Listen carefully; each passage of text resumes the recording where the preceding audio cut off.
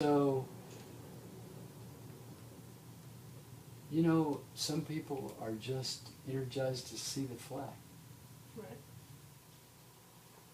They say, anybody who carries the flag is good to me, that Right. kind of thing. Nobody cares what denomination I am. Yeah. If you're carrying the flag, you're okay in my Yeah. book. Yeah. And if you're saluted, oh boy. Yeah.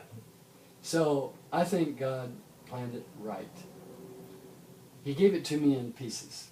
He didn't just throw all this on me at one time. I picked it up bit by bit by bit. And there may be more to come. He said to his disciples one time, he says, I have more to tell you, but you cannot yet bear it. I don't know what's coming, but I'm sure I can bear it because it's going to be his timing. But I'm enjoying it. I'm past the Garden of Gethsemane now. I'm enjoying it. Are you enjoying it? I'm enjoying it also. If you go to this website, Walking Coast to Coast, we have some of the highlights. We have a couple of tributes to Hiawassee, Georgia, and South Pittsburgh, Tennessee, who gave us law enforcement escort through town. And we have a couple of the better news, TV news things. WLOS in Channel 13 in Asheville drove over an hour to catch up with me. The anchor actually came. Nice. Ingrid Alstead, she's a German girl, beautiful girl, and just tender-hearted. Oh, she might be a Christian. If she's not, boy, she sure seems like one. But she couldn't talk about that stuff. Of course not, no. And but she resonated, and she really connected with my heart. And she gave a 2-minute thing, and I cried. It was good. But see, she was lucky because she caught me at the courthouse, and there was a young man there who I had been talking to, and so she interviewed him Right.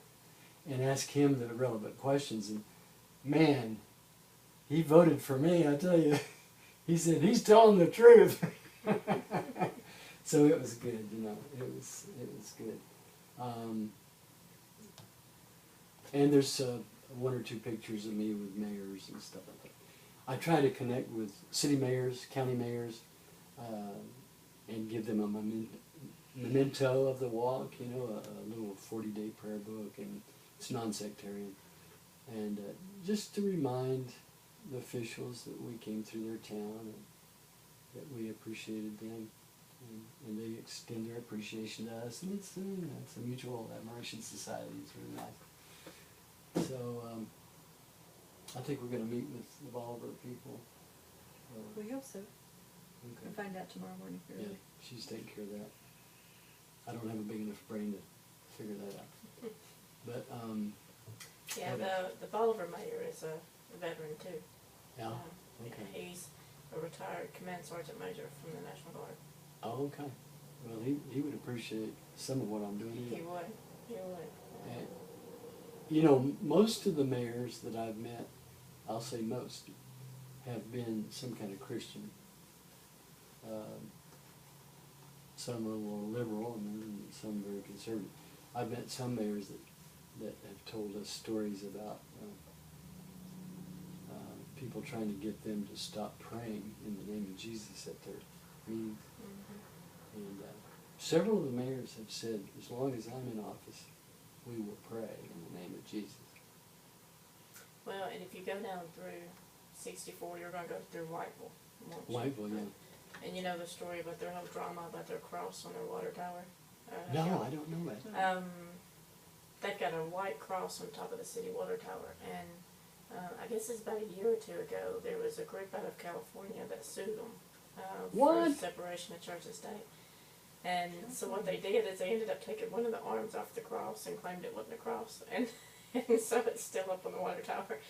But the whole town had white crosses forever in their front yard during that lawsuit. But they lost and said they had to take it down. But they took one part of the cross off or something and said it wasn't a cross and left it up. They lost. So yeah, so Whiteville will enjoy what you're doing. Yeah. Well, we. Someone in California. Yeah, I guess.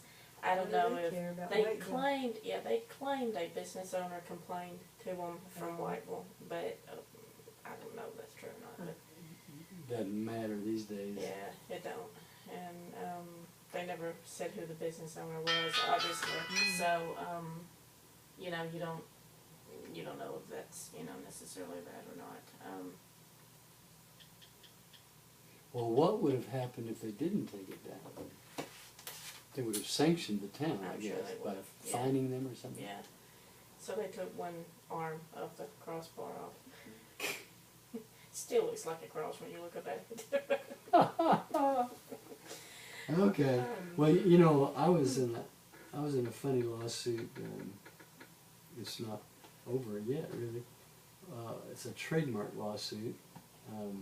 My mother church sued me because my religious name, which I use for the church name, is confusingly similar to theirs, and they trademarked it. They trademarked theirs. And so the judge agreed that it was confusingly similar, although there had not in 17 years been anyone confused. They could not produce one person that had been confused in 17 years. But in trademark law, there's a doctrine of initial contact confusion. It's very subjective. In other words, if you drove by my church house and you glanced at the name, you could possibly, at the initial split second, think, that must be one of those churches. Even though the judge admitted that if you paid attention and spent a few minutes, you would know it wasn't. I went to jail over that. Because I wouldn't take my church sign down. I wouldn't take it down. What we did do, we modified the name a little bit so that we felt like it still contained the elements we needed in our name. And that wasn't even good enough. So, I'm fair game in Tennessee. I can be subpoenaed back to court anytime. And if I go back again, I go to jail for life. For a trademark thing? Yeah. Really? It's contempt of court. And if you don't, well, the court doesn't care. Okay, the court doesn't like it that I did not obey him, but it's the plaintiff who has to push the judge into action. The judge would leave me alone. He doesn't care. I've already gone to jail and served 30 days civil commitment in California.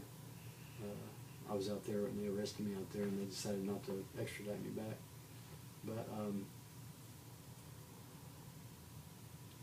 the plaintiff asked for keys in the pocket.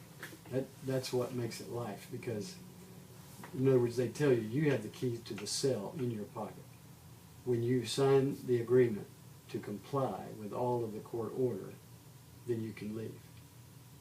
But if you have the keys in the pocket and you don't unlock the cell, you're going to stay there for life. Somebody stayed 14 years one time for not paying his child support. And I think a governor or the President of the United States gave him amnesty or something, let him out. But, when they put me in jail, they got so much media coverage. I mean, even Memphis picked up on it. It was in California and different parts of the country. It sort of blacked their own eye a little bit, because a church doing this to somebody? What kind of Christianity is that? You know, if they'd have left me alone, I had 3 baptized members and about 10 people coming to church. Now, how does that hurt another denomination? Right. In fact, my preaching got more members for them than it did for us, because they had more churches for people to go to. I preached all over the country, you know. So I didn't have congregations all over the country. I just had one in Tennessee. Well, if I get a convert out in California, where are they going to go to church? They go to their church because it's quite similar Right. beliefs. So they said I defrauded them of money. I never passed a plate. 26 years. I've never passed an offertory.